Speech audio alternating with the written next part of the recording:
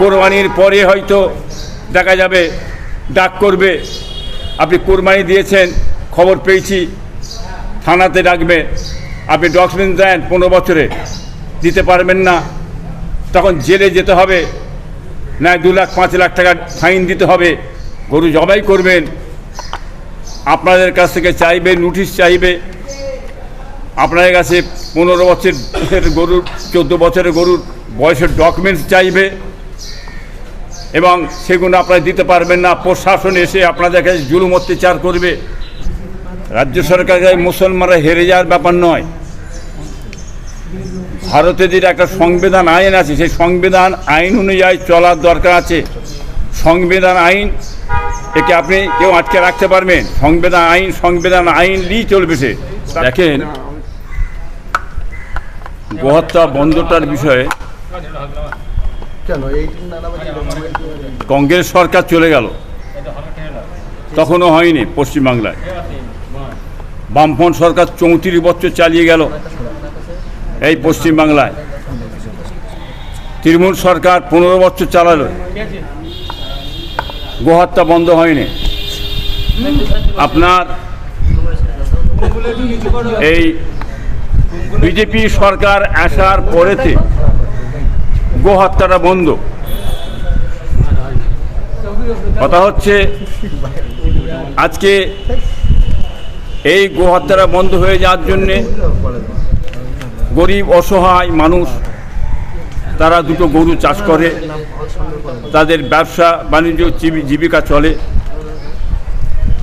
এটা বন্ধ হয়ে গেল। একটা শ্রেণীর হিন্দু মুসলমান গরিব, তারা খুব বিপদে পড়ে গেল।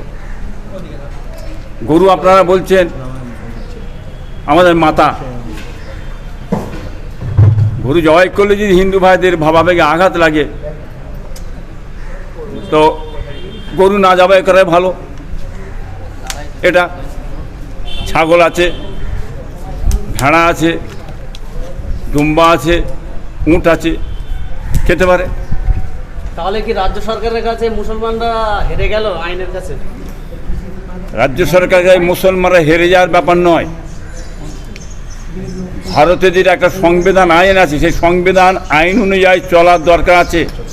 সংবিধান আইন একে আপনি কেউ আটকে রাখতে পারবেন? সংবিধান আইন নিয়েই চলবে। সে তার রাস্তায় চলবে। কিন্তু যখন ভারতে বন্ধ হচ্ছে, গো রক্ষাটা যেমন বন্ধ হচ্ছে, গোটা ভারতবর্ষে বন্ধ করার দরকার আছে। অতএব আগামীতে আপনারা কোনো মুসলমান কোনো গরু আপনারা জবাই করবেন না, আমি আপনাদের নিষেধ করলাম। আপনারা যখন গরু জবাই করবেন, আপনাদের কাছ থেকে চাইবে, নোটিশ চাইবে, আপনাদের কাছে 15 বছরের গরুর, 14 বছরের গরুর বয়সের ডকুমেন্টস চাইবে, এবং সেগুলো আপনারা দিতে পারবেন না। প্রশাসন এসে আপনাদের কাছে জুলুম অত্যাচার করবে। হয়তো অনেকে জড়িয়ে যাবেন, কোরবানি দিচ্ছেন, অনেক জায়গায় বলছেন যে কোরবানি দিয়ে দাও, কোনো চিন্তা নেই, চুপি চুপি দাও, ভিতরে আড়ালে দাও, তার কোনো ডকুমেন্টসে নেই, মুখে বলছে, লিখিত দিচ্ছে না।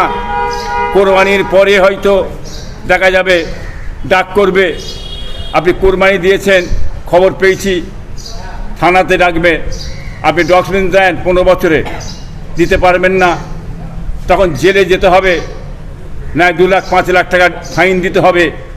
অতএব বিপদে পড়ে যাবেন। হ্যাঁ, অতএব যখন পশ্চিমবাংলায়, গোটা ভারতবর্ষে গোরক্ষা করা যাবে না, গরু হত্যা করা যাবে না, অতএব গরু দেওয়ার কোনো দরকার নেই। ইন টোটাল আপনারা গরু কেউ দেবেন না, বন্ধ করুন আপনারা। কেন আপনারা খাসি দেন, দুম্বা দেন, বকরি দেন, উট দেন, শুধু খামাখালি ঝামেলায় মুসলমান আপনারা পড়তে যাবেন না। আমি আপনাদের নিষেধ করে মানা করছি। কুরবানি কি হবে বলে বিশ্বাস হচ্ছে? মানুষ ছাগল দেবে, কোরবানি আরও আছে, অনেক কিছু জানোয়ার যে দেবে, গরু দিতে হবে, তার তো কোনো মানে নেই। গরু যেমন নিষেধ হচ্ছে, গোটা ভারতবর্ষে গরু নিষেধ। 1 পিস গরু আপনার ইন্ডিয়ার বাইরে না যায়, বড় কোম্পানিগুলো 2 লাখ 3 লাখ করে গরু জবাই করে বাইরে চালান করে, সেটাও যেন বন্ধ হয়।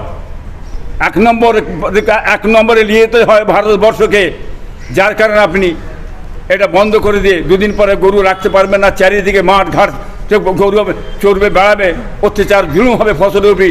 তখন আপনি লাইন করে নিয়ে গরুর একটা বিশাল মাঠ করে জড়া করে দিয়ে সেইখান থেকে গরু আস্তে আস্তে বাইরে সাপ্লাই করবেন, সেটাও কিন্তু একটা পলিসি এই সরকারের চলছে বলে মনে হচ্ছে আমাদের। অতএব আপনারা গরুর দিকে যাবেন না, আমি নিষেধ করছি আপনার সকলকে। সামনের মাসে ইমাম ও মুয়াজ্জিন ও পুরোহিতদের ভাতা বন্ধ করে দিয়েছে, কি বলবেন? দেখেন